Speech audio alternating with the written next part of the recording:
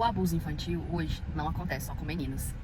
Infelizmente e recentemente, uma pessoa da minha família bem próxima passou por uma situação assim que eu não me imagino passando e o quão forte essa pessoa foi. Um professor da rede estadual daqui do meu estado já tinha uma fama no interior de Goiás, onde ele lecionava, de ser uma pessoa um pouco suspeita. Um pouco não.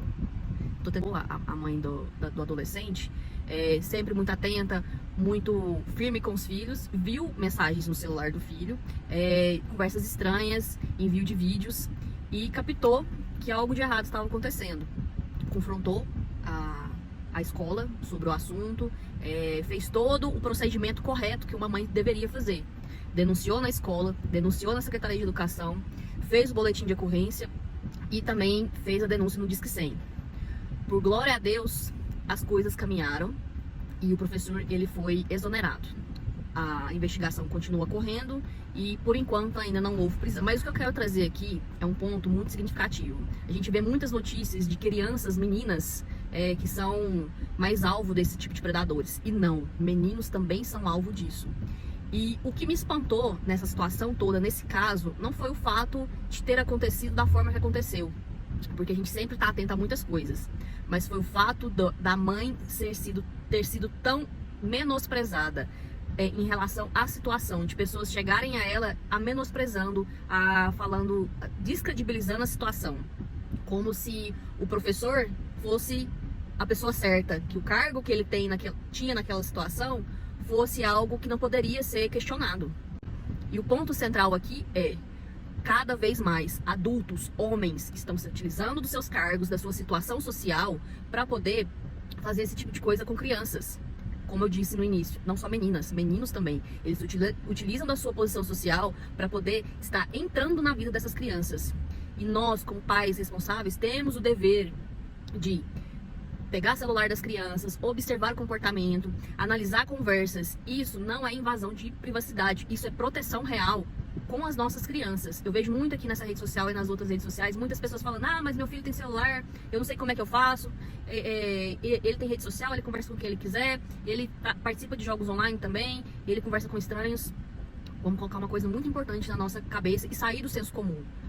Criança, adolescente, não tem domínio de si ainda. Ele não responde ainda por muitas coisas. O adulto da relação são os pais os responsáveis. Então, se você deu o telefone, o celular para o seu filho, você tem sim o direito e o dever de vigiar o que ele anda fazendo. É exatamente para isso, para coibir que essas coisas venham a acontecer. Porque o estatuto da criança e do adolescente é muito claro. Criança tem que ser resguardada pelos pais responsáveis. A sociedade tem essa coparticipação. E o que mais me chateou nessa situação toda, e que a gente vê também em outras situações parecidas com essa, é a vítima sendo utilizada. Não é a vítima que tem que ser utilizada, ela tem que ser acolhida. O criminoso que fez a ação é que deve ser hostilizado. E outra coisa também, muita gente deixa de fazer denúncias por medo. Tem canais hoje, vou deixar aqui em cima, que você faz a denúncia anônima, e as pessoas também têm medo da seguinte situação, da coisa não ir pra frente.